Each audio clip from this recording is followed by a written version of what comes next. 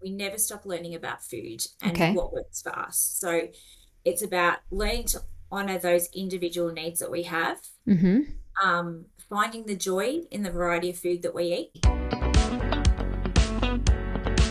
Hello, and welcome to Habit Nerd, a podcast show that knows that few things can have a more powerful impact on your life than improving your daily systems, habits, and mindset.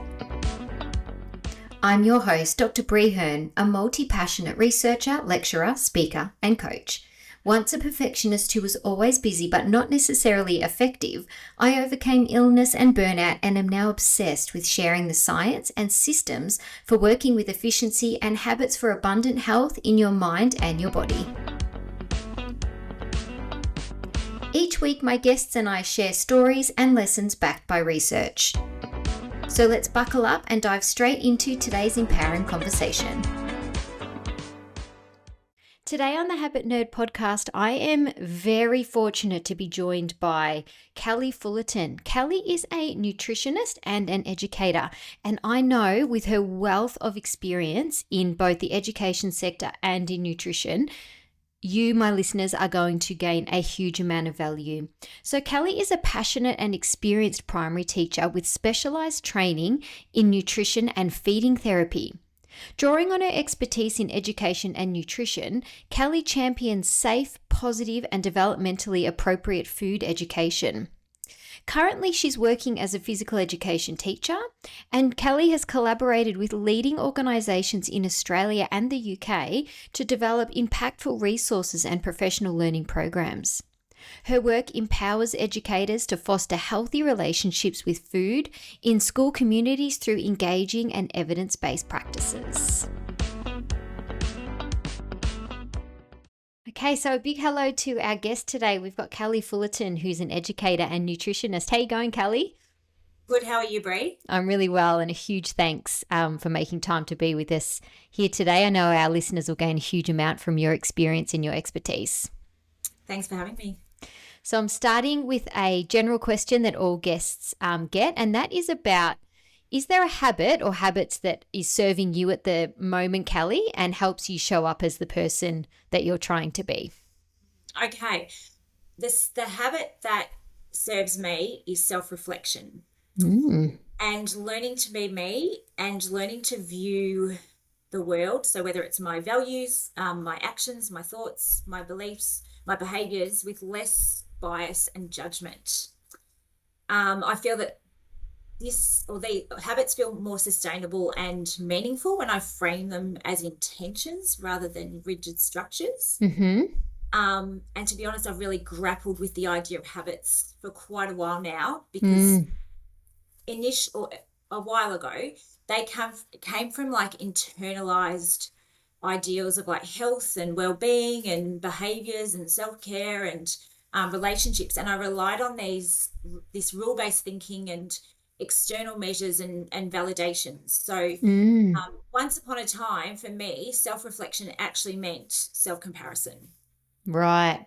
Yeah, so it was kind of my worst enemy. And Yes, yes. yeah, and as a result of that, I created these maladaptive behaviors that became habits. Mm. And it just increased my anxiety of me trying to control things even more. Mm. Mm. It took me away from trusting my body and allowing those external measures and validations that kept me going. That was kind of like was pumping my tires up, basically. Yes, yes.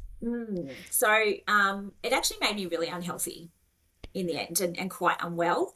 So, and when my circumstances or situations changed, Mm-hmm.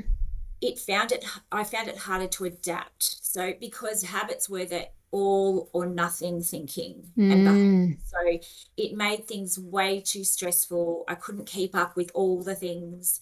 I was setting myself up to fail on that productivity and hustle culture, um, Yes. really much promoted online. Um, Yes. and my mindset was around that better is best, and that fueled that anxiety and control. Right. But as a teacher in my work environment, I've always spoke to my pre-service or student teachers Mm-hmm. that reflective practices are going to get you really far in education. It Yes. was like the complete opposite. So I always talked about, if you want to improve your practice as an educator, you Mm-hmm. really reflect on what you're doing, how you're doing it, if you want to improve and to support your own learning journey, because education Mm, is a never ending learning journey, as I'm sure that, absolutely. Absolutely. um, and it will in turn support your students. So I always talked about take risks, try new things, take something, adapt it, make it your own flavor, get into your own groove. But I Mm, wasn't doing that in my personal life. Outside. yeah, So that confliction was really difficult for me. So absolutely. when I studied nutrition, I was probably in that very black and white mindset. And Yes. when we dived into that child cognitive development, and lifespan nutrition, I recognized through my education training, because I majored in psychology. So I Mm-hmm.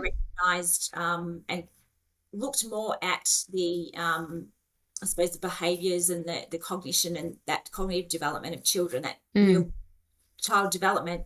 And I realized that as adults, when we learn something new, we go back to that concrete operations. We go so back true. to wanting something to be so tangible, and we want to be able Mm, to see it, touch it, and do it and be it. mm, mm, And so when we learn something new, we go through that whole procedure of like, how do I do it? What does it look like? What do I do first? What's the next step? What's the end product? And then we start creating all these procedures and rules or habits around that. Um, mm. and for me, some of those served me really well, and others were probably incredibly harmful and not very good for me at all, and very unhealthy.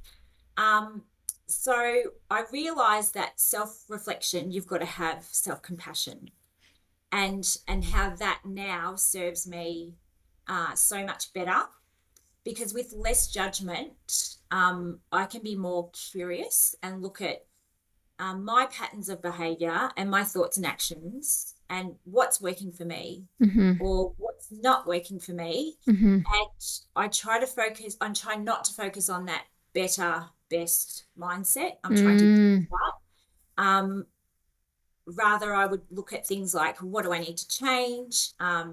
What can I try and practice? What other skills or strategies do I need to pack in my little toolkit to draw upon when I need them? So if that means stretching more after exercise, using meditation when I'm overwhelmed or overstimulated, if it means shaking it out with heavier exercise because my body just needs it after a mm-hmm. day, even if I'm that little bit tired, or if Mm. I'm eating dinner at 4:30 because a snack is not going to cut it. Yeah, Um, I'm hungry. that's right. I'm much more flexible and able to be curious and tune into my body's needs, and especially at that point in time. Um, Mm, and I also recognize that nutrition is actually intuition, mm, mm. keeping my body really safe. So Wow. that's a Yeah. long answer, but that's been No, a massive journey through this. It's been really, really challenging, and I still grapple with it to this day. I I really appreciate your the honesty and going, so vulnerable, so deep and so yeah, so early in our chat. Yeah. It's really going to set us up for understanding sort of the way your paradigm in the way that you're looking at your way of being, your way of doing things and your identity, but obviously you would bring that to your profession as well, whether that be, as an educator or in your really important work around nutrition. Would you say that this habit of self-reflection, so my third question is always, what's a habit that you're trying to overcome? And so, I could probably infer from that answer that it's that self-criticism, that self-judgment, that kind of catching where you're being a bit nasty to yourself in your internal dialogue, and then whatever actions you take based on that dialogue. But would you say, Kelly, that really important self-reflection and introspection helps you link your inner world with your outer health? So, your outer use of food, your relationship with exercise? Yeah, because I try not to label habits as undesirable. I'd Yes. much rather prefer to use them as clues or unmet needs. So this is where I like to look at patterns of behavior or Mm-hmm. thoughts for Mm-hmm. me. And it's not about breaking the habit and doing all the things to make everything better. Mm-hmm. So my approach now is asking a lot of like reflective questions. Mm-hmm. So, what do I really need in this moment? How is my body feeling? What stressors am I actually dealing with in my, wider life, Mm. or my work life, or my family Mm. life, or my Mm. relationships? Mm. Um, what's one tool I can draw upon in my toolkit that's going to serve me today, tomorrow, next week? Like, it's about setting myself up for success in really small, achievable chunks, because I think Yes. that we dive into that be all and end all, and it just does not serve us. And Mm. the same thing happens with food, and I see that all the time.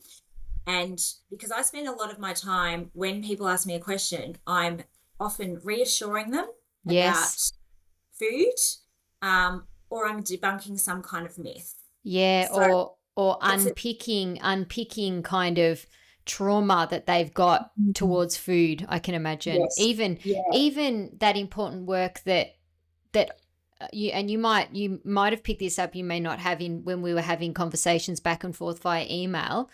I understand, as somebody who is really cognizant of language, that's kind of my background, that I want you to teach me the harm that language causes when we're talking about things like food, etc., because I understand that there is a whole body of work there, that from young children all the way up to adults, that we could be doing less harm to ourselves simply by shifting the way we see things, but also shifting the words that we put around things. So, as you say, even the word habit is interesting, that you've got almost a problematic relationship with that word.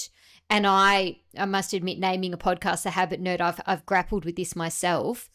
My preference is to see it as a settled tendency, and an understanding that those settled tendencies can change and should change, and that we can be adaptive. And the last thing I'm really connecting with in what you're saying is, isn't it funny how we would see ourselves supporting young people, and then how we treat ourselves, and what a departure there is in, what we would encourage them to do: take risks, be wrong, start again, you know, grapple with ideas, be curious. Isn't this amazing? Look at the neuro pathways that you're making by being wrong and reflecting and trying again. But yet, when it's ourselves, I think it is a tendency of a certain type of teacher, and I certainly identify with that as well, that it's almost that harmful perfectionism, hustle, as you say, always got to be better or be the best. and I think what you're talking about, language, that our mindset shapes our how we experience nourishment as well. So, Mm.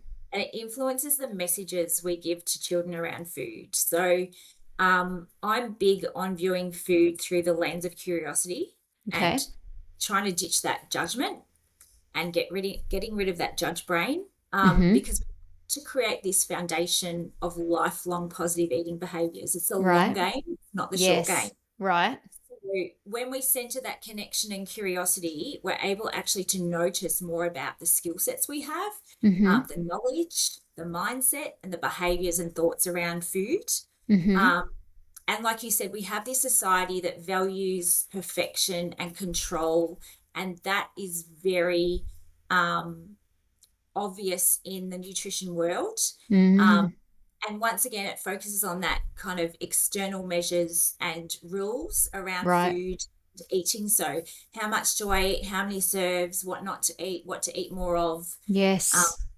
and so, what happens is that actually increases our stress levels, and it can decrease our nutrition quality or nutritional intake as well. So, because the stress is so high.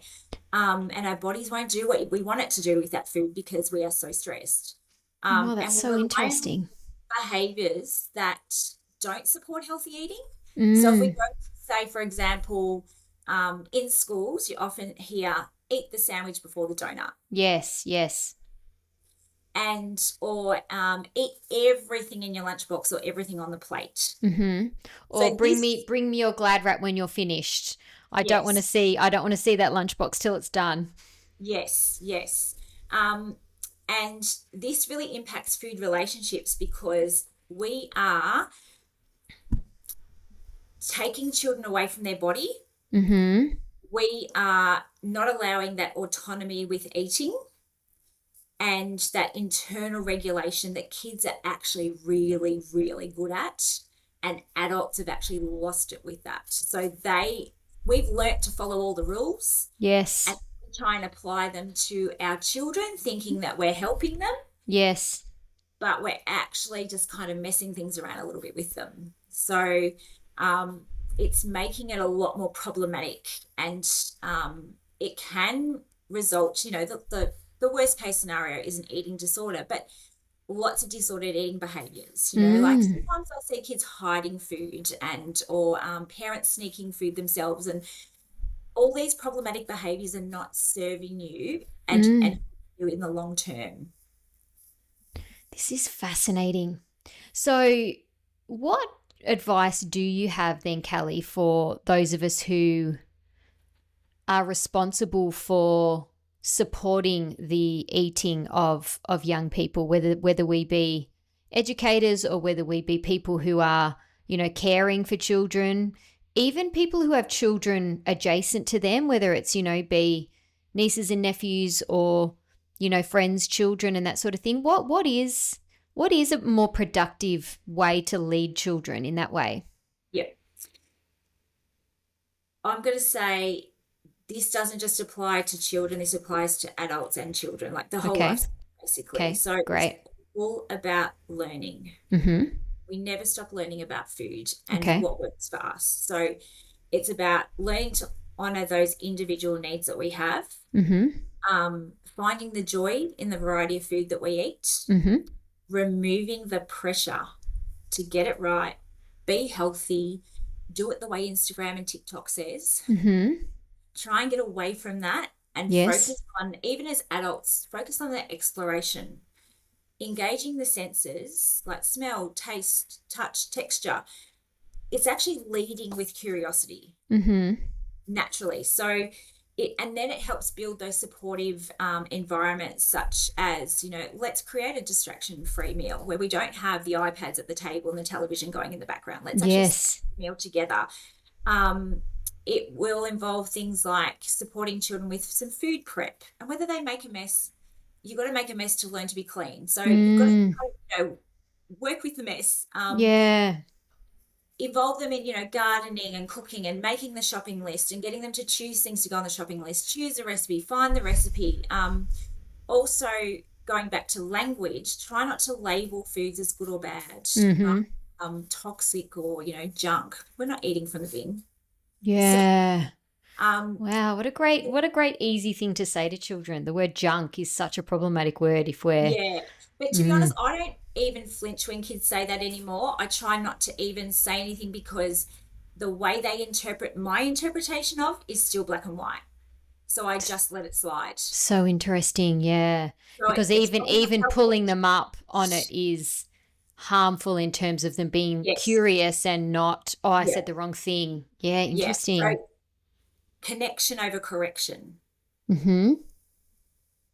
So that's what I focus on. So the goal is about nurturing that relationship with food that celebrates that autonomy, the pleasure, and that respect for the body. And as adults, we have to unlearn and be open and have that self awareness. Watch and listen to the language that you are using about food, and don't beat yourself up when you do say the wrong thing, or and just practice and try again and work at creating a new language. And the language of the senses is basically the gateway to that. They give access to that abundant literacy of descriptive food language. So can you give us some examples how that sensory language would be used? So it might be sometimes kids will use yuck or yum. And Yes. I say, what is the yuck? Like, what Yes. does it mean? It might be because the texture, it might be too big in their mouth. The flavor might be too big. It might be too crunchy. It might be too soft. It might be slimy. So once you find out about what, is going on there's maybe some kind of unmet need. There might be some way you can bridge the gap to the learning about that food. So um, we need to also honor it's okay not to like everything. Mm-hmm. And I often say to kids, well, what's tricky about the food? What's What's the hard tricky? part about it? Yeah. Because that's their Yeah. language that they use as well. What's the hard Yeah. part? Because then they'll be able to tell us in their words what's tricky about it. And we might need to reframe it, rephrase it, and then take that information and see if we can do something with it or not do something with it. We can just leave it be for a while and see if there's some growth there in their learning about food. I think it's about that working together, building and navigating the food world together. And it's not about the first quarter, it's about the long game. Mm. So it's what you're doing now is setting up those foundations for a future of positive eating behaviors. Mm. We And worry about the short-term stuff so often and it stresses us out too much. so interesting. And really want to make the distinction that when we're talking about what we're setting up the foundations, that's not meant to be another set of pressure.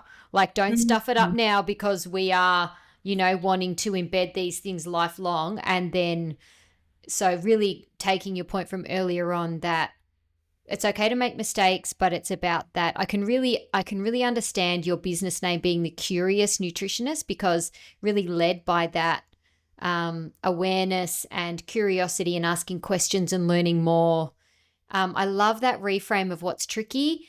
I know that's their language, but I connect with that even as an adult. What about this food is challenging me, or what story have I got here, and how What can have I I learned that's made this difficult what for have I me? learned? Yeah. And as adults we can do that kind of backwards mapping about where I've learned that message from.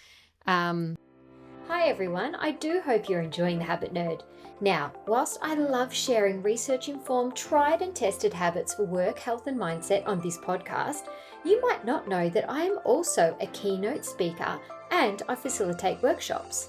Now, I have opened up a limited amount of dates just in the first half of 2025 so that your organisation or event can engage me, the Habit Nerd.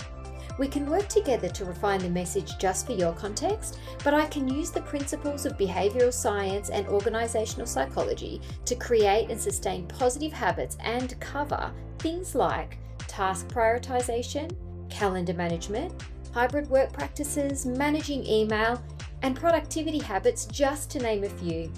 I can also help you with which habits have the most comprehensive impact across your life, work and learning habits, habits to create and maintain physical health, and mental health habits to thrive in a busy life.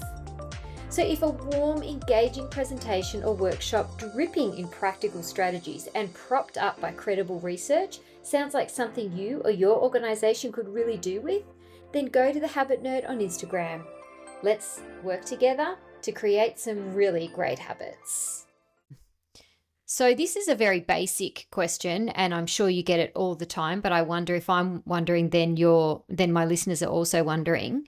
What happens if you are around a young person who is struggling with food in a way that you as an adult brain are concerned that the nutritional value of their food is not adequate for their bodies, their development, for them to be able to, function at kinder or at school or at uni or whatever they're doing?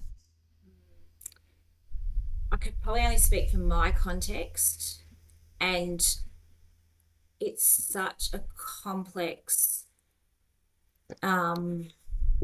difficult thing to think about, because I think that's us creating our own judgment and bias around Mm-hmm. what should be eaten. Yes. Um, and especially in the school context, I often have adults um, mention the contents of the lunchbox, or a parent might say, well, they're not eating enough. Well, what is enough? Do you really know what's enough for your child? And Yes. um, the playtime hour or times at school are so much more important than their eating time. And like I said, children are incredibly intuitive, and they make up for it in the next meal, or the meal after, or the day after that. Because we don't actually absorb nutrition after every single meal, after every single food we have. It takes weeks. Oh, So it's so that's why it's interesting. not about the long game. So yeah, so it's not about all these individual foods. It's about the broader picture. Also, I work in an environment where there is food insecurity. Right. So we're confronted with really difficult situations. So sometimes we are helping children Get feed, enough. get enough, Mm, basically. mm-hmm. Sometimes I might be having a conversation like recently I had a conversation with some of my students about, they said, oh, when we come to PE after playtime, we're really, really tired. And Okay. so that led me into the conversation of, okay, so rather than me saying, when you have your morning break and you have something to eat, don't eat chips, don't eat the lollies, don't eat the chocolate. I said, so with your food that you eat before playtime, you might need to eat some more, and you might need to add some other things. So if you're having an apple, have an apple and a packet of chips, or and a piece of chocolate, or have half of your sandwich and then a few bites of, whatever else you want in your lunchbox. Just top yourself up a little bit more and see how you feel, um, rather than telling them that, because this public health has a very good reputation for just do this many serves, two fruit, 5 veg a day, and we follow those as rules, and they're just guidelines. Um, Wow. so it's such like that question is like there's so much involved in that. Like food skills come into that. Do Yes. you have the food skills to chew hard vegetables? They might not have Right. oral motor development. Mm-hmm. So that impacts. Um, they might have never experienced that food before, and we're asking them to eat it after the first like sighting of it. Um, yeah, which is that pressure from adults, and yeah, it's so complex. I don't know how I can answer that question the best way I can. It's It's you. it's more than what we think. I think even you saying it's a lot more than what we think will alleviate the pressure that there's a right answer to be able Yeah. to. I'm doing it wrong at the moment and I need to do it right. Please show me what that is. So, Mhm. even just as a listener, as somebody who, is a complete novice in this area, even you saying to empower children with you might need to eat some more, and taking away the eat, well, you didn't have any protein in that meal, or you needed to put some chicken or something in it that will keep you fuller for longer, which as an educated person feels like to me a reasonable thing to say.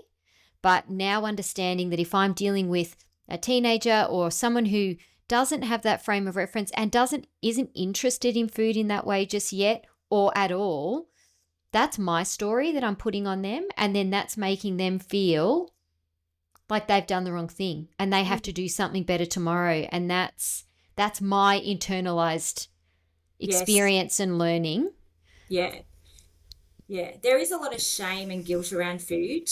And Obviously, it's just it's bubbling just, out of me, and I can only imagine, yeah. and I'm not coming at it from a lens of stress where I'm concerned about disordered eating, with people that I love. This is genuinely from a wanting to embed these principles of, as you say, the curiosity and the lifelong learning, and the And alleviating that pressure of getting hmm. it right. And I'm also thinking about like food environments. The school that I work at, we provide fruit baskets in every classroom. Mm-hmm. So we have this big, large basket that comes from the office. It's topped up with bananas. They love cucumbers. Um, Sometimes there's peaches. Sometimes there's apple. There's apple. There's always apples. And they go to every classroom for the Mm-hmm. whole week. And Right. then if they need more, they go and top them up. So Mm-hmm. it's about creating that environment. And sometimes kids will go, "Oh, I don't want what's in my lunchbox. Can I grab a banana? Go for your Right. life." No. Yeah, that's so Or cool. I haven't had enough. I'm hungry. Can I grab something else to eat? Go for it. Yes. So But and I it's would imagine if you're the classroom teacher that's dealing, that has the fruit basket in your classroom, I know you would be good at saying, or good at not saying, oh, it's, great if we have some fruit. We need some fruit. We need to Mm, have this fruit. But I would imagine that there would be other teachers who are thinking they're doing the right thing, that mm, you haven't, your lunchbox is all white. You need some color. Go and have a piece of yes, fruit. Or, yes, yeah. or if they say, I don't feel like what's in my lunchbox, there, I would imagine, thinking that people are doing the quote unquote right thing. That's what mum and dad have packed you. You eat that, and then I'll reward you with, this Yes. apple or whatever. Which both ends of that spectrum, I'm understanding, are not really desirable ways to speak. Mm, yeah, definitely. And I also think about um, students that I've had from traumatic backgrounds, and um, like I said before, that food insecurity as well, and just cultural beliefs and differences around. Mm, yeah, Um, that's we fascinating. have a very kind of classist and I suppose privileged view of food. Yes, food can And be power. and yeah, definitely, and it's political. So we also take those political policy messages into classrooms and do a Mm. massive justice with them. Um, Could you so give me an example? so curriculums that, for example, there's focus in curriculums like on the Australian Guide to Healthy Eating, Mm-hmm. and when teachers use them, they become rule-based thinking because they will Right. read, eat 2 serves of fruit and 5 veg a day. And Yes. then the kids will get the lunchbox out and then they have to compare what they've eaten that day. And they'll be encouraged to do the food diary. Yes. And all of those things that are potentially really harmful of Mm-hmm. comparing this population model that is very broad and nuanced, and then we've interpreted it as something that we must follow as a rule. We are in an institution, we're in education, that's what we do. Mm. Yeah. Yeah, it becomes really, really tricky in navigating our interpretation of curriculum as well. Mm-hmm. So sometimes the content descriptions are they're very broad, but then when Yes. you put the elaborations, they have these really specific details to give you an idea of what that means. And we read that and go, oh, well, that's what I have to teach.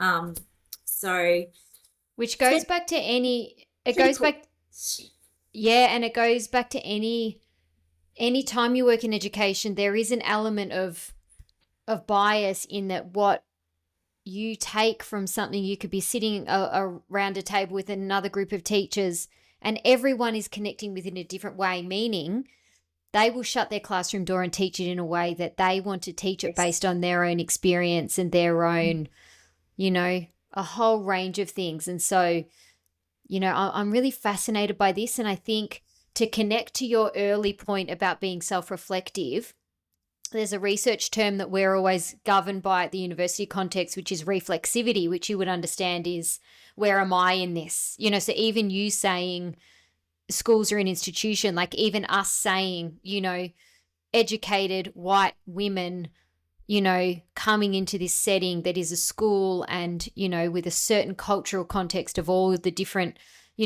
culture meaning ethnicity, but also just experience and that sort of thing. Being able to say, where am I sitting in this? What paradigm am I bringing? What affordances does that have? Where are the gaps in my thinking? Is so powerful in any area of learning, but in anywhere where we're talking about health, which is, where food sits, it seems ever more important. So I just want to say, Kelly, thank goodness for your work. Like, thank goodness for your education and for you being able to have these conversations with. I would imagine there's not enough people that are hearing, these kind of messages. And so that's kind of going to keep me awake at night, how, we can support the learning, or just the empowerment to learn more and to be more curious, as you say. Yeah. Yeah. And I Like really respect that it's not just for young people, that that's this is yeah. an adult conversation just as much. So I like to sort of frame it as like the habits aren't the doing, it's the being. So 100%. And that's a huge that I yeah. really want to make that clear, that I want habits in this context of this podcast to be, and that's why I said, how are they helping you show up to be the person that you feel most yourself? That they're shaping your identity. They're not going to the gym 5 times a week, because that's an action that you take. Yeah, definitely.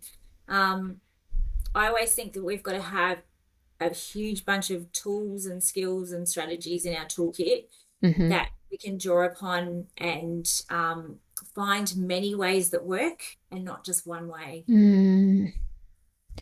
So what would be an example of where you need to have a few things in your toolkit to be able to, okay, that didn't work, that didn't work, that didn't work, try something else? Okay, so I suppose in the food context, I'd be thinking about things like um, if you want to reduce decision fatigue, Mm-hmm. there are different things you can put in place rather Right, than meal prepping every single meal and thinking it's all there and all I do is grab the meal. It might right. be sometimes you want to cut your veggies up and portion them into containers that you can see, or you Mm-hmm. might that particular meal ready to go because you're time poor. It might be cook once and eat many times. Yes, yep. Um, it might be, oh, for me, for example, I might leave the runners at the bottom of my stairs when I get up in the Mm, morning. Like, take yourself for a walk because you know you need this at this time. Um, it might be sometimes I leave my roller in a spot where I practically trip over it to remind myself that I need to roll my muscles out and do a bit of a massage because I'm tense and tight. So it's just really little small things that you're setting yourself up for success to do these little behaviors and these little tweaks and flexing it when you need to. So, thank you. That's so well articulated, and it would have been a question that I would have asked, and you've gone there naturally anyway. But mm, what are the systems that you can have in place to make the desired behavior? If it's mm, around exercise, if it's around whatever it is that you're trying to do for yourself in that day, because that's going to be a productive use of your time to look after yourself, and mm, as you say, tight muscles, or, the need to get some fresh air, or the need to just, for me, it's often going for a walk in silence, so it's like sometimes for me it's having my phone right away from me where I can't have it, so not having the runners at the front door, but it's hiding, the thing that I think will get in the way of me having, what yeah, I need in that moment. So yeah. they're really excellent examples. That's actually like what I have a not to do conversation with myself or a not to do list sometimes. So Okay. it Mm-hmm. might be things like I'm not going to look at my phone when I eat breakfast. So I will put it. Mm, It might mean I'm not going to feel guilty anymore for making a mistake because I'm human. yeah. It might mean I'm not going to have 12 million tabs open on my laptop. I'm going to have the two tabs I need open and I'm going to work solidly for 20 minutes and that's Mm, it. mm. Um, so you're kind of telling yourself what not to do, but also supporting it with a framework of something that is achievable. And also, there's always a reason that you're doing that. So, to go back to that, you suggested having non-distractible meals, which is, my goodness, like what an intuitive and simple thing to expect of our family and friends, and of ourselves, that we aren't distracted by Instagram or listening to something or whatever, so that we can tune into that sense of taste and texture and smell and the visual, where you're otherwise, needing to be entertained and whatever. So what a simple way to just become more cognizant of the eating process and enjoying food, and focusing on what it is about that food that you like or that you don't like, or what aspect of that lettuce do I like, and will I look for something similar like that to, supplement my, you know, the protein that I've got on my plate, because I really liked the way that felt and I was lit up by the color of it, or whatever it is. All of that I would not even have the opportunity to lean into if Instagram's on my, to my left on my phone, or if the TV's on in the background or whatever. So Yeah. I think that reframe of a not to do list is not for a judgment, like don't do that, that's Mhm. not good.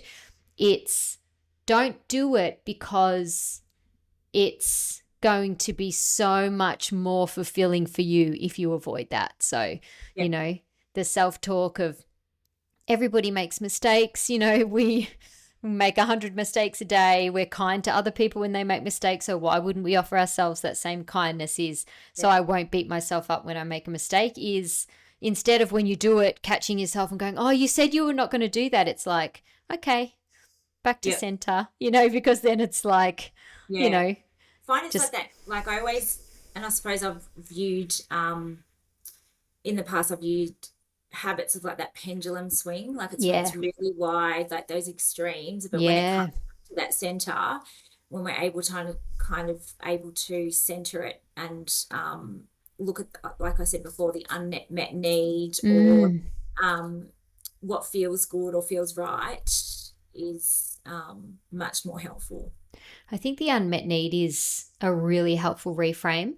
And I spoke to another expert yesterday, and he said, in not talking about food, but in another context, instead of an on or off switch, he likes to think of a volume dial and, just a spectrum of behavior. And it's kind of like what you're saying, there's sort of mini increments, little steps, things in the middle, rather than being so black or white or right or wrong or good or bad, which, I find that a really kind of almost like, I feel like there's a relief to that. Like, it feels much better. I feel like I can take a deep breath, and I feel like, listeners, whether we're talking about food or any of these sorts of contexts, that it's, let's just take the pressure off and be aware, rather than right or wrong. Let's just have an awareness of what's happening, and ask the questions of yourself.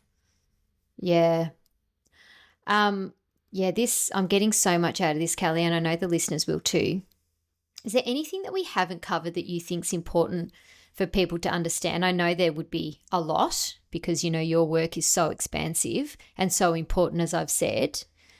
But would there be a message that you, as Kelly Fullerton, would like to leave the listeners with, to help them lead what they call a remarkable life? Um, Approach life with curiosity Mm-hmm. and ditch that judgment. And whether it's eating, moving, connecting, sleeping, choose the habits that will allow you to show up for yourself Mm. and others with that kindness and authenticity and compassion. Mm-hmm. Yeah. Yeah, and that's, you've articulated it at the end, but that was threaded the whole way through our chat for sure. So the last thing that's still a little bit unclear with me, or, I'd like you to articulate, is that habit that you started with, that, tendency or something that you're focusing on around self-reflection. Do you have a system that supports you to be self-reflective? Do you have something that makes that easier for you to engage in? I think it's because I've practiced it so much, I Yeah. can't even tell you how I do it. Yeah, It's okay, you just just, put the repetitions in. yeah, I think it's just, and I think it's also that self-awareness and recognizing, because I'm big on patterns, and so Mm, patterns of behavior. So mm, recognizing, when you've had 5 nights in a row of not sleeping well, um, and knowing that that's not working for you, rather than beating yourself up about it, how do you change it? What else do you need to put in place? I think it's just those little questions that, and like I said, not showing a bias, even though there probably is a bias, but yeah, trying to reduce the judgment Yeah, around it. that's really helpful. So in terms of patterns, you're talking about like a frequency of a behavior, something Yeah, that's sort of coming up more and yeah, more and going, "Oh, that's new," or "Oh, yeah. wow, this is kind of the third time this week that I've thought about Mm, that or that's happened, so maybe now it's yeah, time to pay attention." yeah. So sometimes, like for example, I think that, I suppose with the eating thing, the rule or the habit was, when I came home from work, I had a snack, Mm, and then I had my meal at a certain time. right. And like after a while, I was like, why am I doing that? Mm, Like, this is not serving me, because I snack, snack, snack, snack, snack, and then I have the dinner, and then I still feel hungry again. But then it Yes. was like, okay, what else? Why don't I just bring that meal forward? What's the Yes. big deal? Yeah. Because just because that's how we always do it, does it really matter? Like, I think sometimes, like, there's those societal norms and For rules sure. For that sure. really, they're so ingrained in us. We don't know any different. So, Yeah. um, I suppose it's how to be different, like How to what be that's like, different, and yeah. maybe and this is certainly something that I've learned from my chat, and so grateful for that, is that just a reminder to think about why you do the things that you do, and Mm, understand that, I'm the same. Like, don't eat too much. Don't eat that snack. You won't eat your dinner.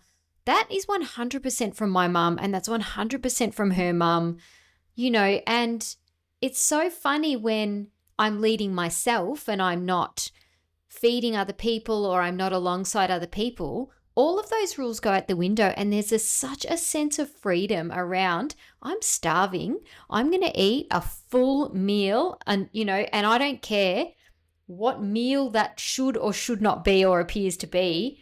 And it's just that the sense of relief and safety around that, oh, nothing happened. Like, I did that and I feel good. that's right, yeah. And I think it's Yeah.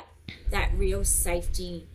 You're providing yourself a safety net, aren't you? Yeah. So, And proving to yourself that it's okay. After it yeah, happens, nothing happened.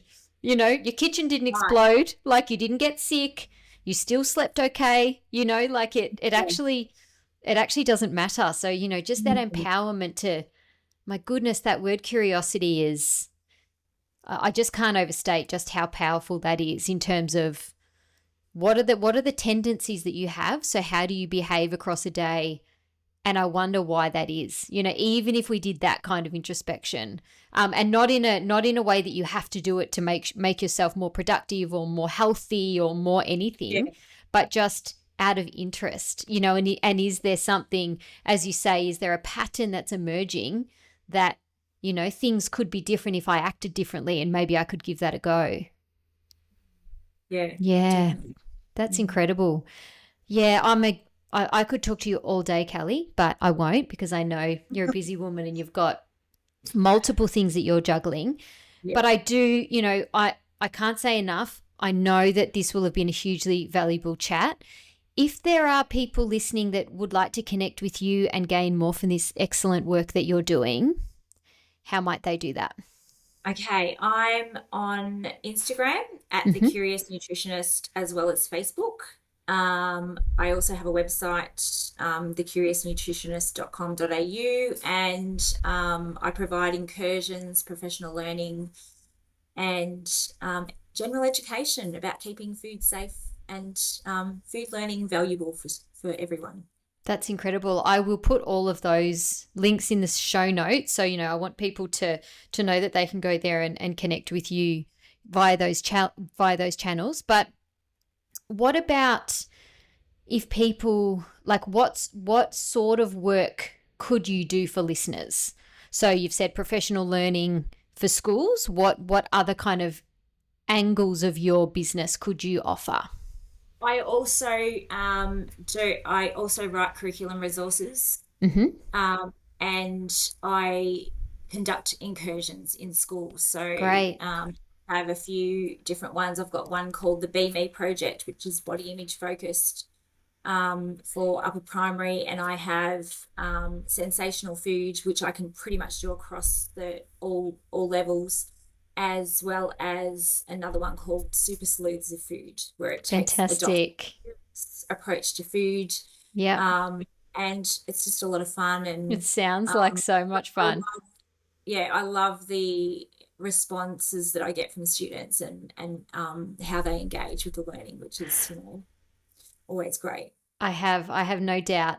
And I would imagine, just in the way that I've learned a huge amount today as an adult, that I would imagine that the adults who are lucky enough to be part of that work, even though you're aiming at, for learning for children Yes. or for young Yeah. people, I would imagine that there are light bulbs going off all over the Yes. place, from the adults who are lucky enough to be part of that as well. Yeah, very true. Very true. When I am in classrooms and I have multiple adults there, and I'm doing an incursion, a lot of them walk out saying, oh, I've learned something new today. I didn't know that. Or No doubt. like this concept and this idea and how you've taken it. And schools are becoming more interested now in that positive approach to food education because they're recognizing the problematic, behaviors or ideas and ideals around food. So there is a shift happening and it's all for the better. And something, absolutely. And something I often say to, people in lots of different contexts, but certainly people in education is nobody who's decided to work in education gets out of bed and says things like, how many children's lives can I ruin today? We are genuinely all there wanting to do the quote unquote right thing or the best thing. So, it's, and I mean, this feels integral. This feels really important work. And, I can sense your passion for it, but, just to relay that back, that is crucially needed work for our young people to be a part of, but obviously, our older generations as well. The last thing I just want to say is, because I know I've got, a listener base who, do work in jobs like education or jobs where they feel a little bit constrained. So, the medical profession or whatever, it's not like our hours are, we can't choose our own hours. The structures that bind us are fairly tight. I'm just always really inspired by people like you who have taken education as a base and used your interest and your passion for something, and knowing that your impact can be really big but nuanced in a different way, and being brave enough to do some extra study and, branch off, so that I can only imagine just the benefits to your nutrition business because of your education background, and your education now because of, that reciprocal learning that you've done around food and nutrition. So I always want to say to teachers, and quite often I get this question, we feel like you do a teaching degree and then you're just a teacher until you retire. And that's absolutely excellent if that's what you want. But I just always want people like educators to understand just how valuable their skill set and their learning is. And it's things that if you're out in the corporate world that you would pay for the skills, you'd have to go to training, that educators have just got naturally in spades. So, I want to congratulate you for knowing that, but also to remind our listeners, just of their value and the magic that they bring. All right, Kelly. Well, thanks a million for your time today. Thanks a lot. Thanks, Bree. Thank you for tuning into this episode of The Habit Nerd. I hope you found some new inspiration, learned something new, or gained a fresh perspective. If you did enjoy the episode, I would be really grateful if you could please leave a 5-star review, as it helps the show get in the ears of new listeners, plus it should only take you 5 seconds. If you're keen for more tips and insights, then head over to Instagram and follow Habit Nerd.